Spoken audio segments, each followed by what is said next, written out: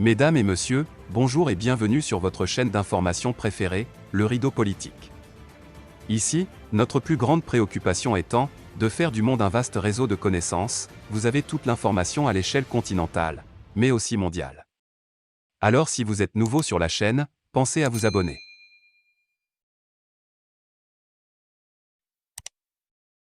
Eh bien les amis, si vous êtes abonné à la chaîne, on peut commencer. Faisons encore un petit tour du côté du Mali. En effet, les mercenaires et les infiltrés ont encore échoué. Après l'attaque de Kati, l'inquiétante progression d'Al-Qaïda dans le sud du Sahel. En effet, une attaque à Kati, au cœur du pouvoir malien et aux portes de la capitale Bamako, a fait un mort le 22 juin. Les incursions djihadistes sont de plus en plus nombreuses au sud de ces derniers mois. Elles sont pour la plupart revendiquées par la nébuleuse sahélienne d'Al-Qaïda, Jessimique, le groupe de soutien à l'islam et aux musulmans. Dans un contexte de détérioration continue de la situation sécuritaire dans le pays d'Afrique de l'Ouest, rongé par la guerre depuis 2012 et secoué par 2 coups d'État en 2 ans, 2020 et 2021, le groupe de soutien à l'islam et aux musulmans, affilié à Al-Qaïda, ne fait qu'étendre son influence sur l'ensemble du territoire sahélien. Dernier fait d'armes marquant.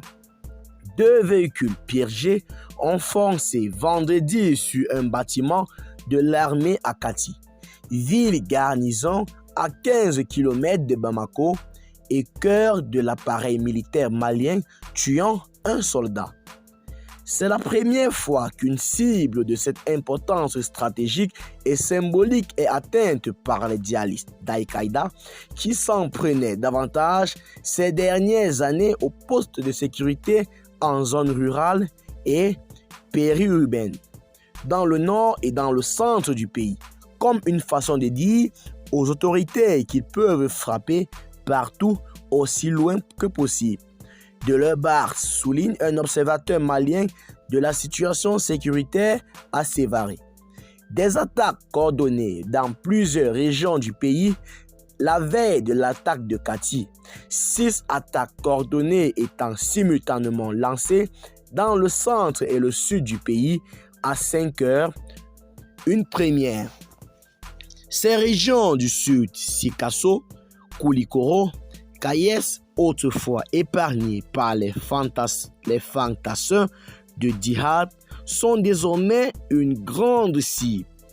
Le GSMI contrôle ou exerce une forte influence sur un vaste territoire de la sous-région, en particulier le long de la frontière entre le Mali et le Burkina Faso.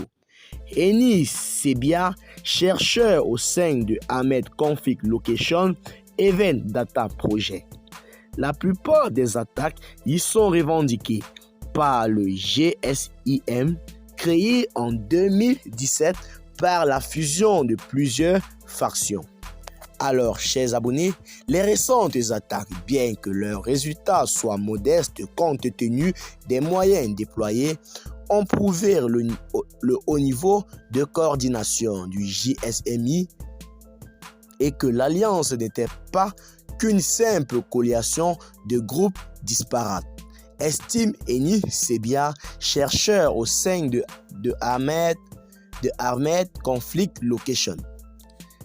Alors, chers abonnés, c'est donc sur ce thème que nous allons nous séparer. Abonnez-vous à la chaîne, partagez la vidéo et à très bientôt.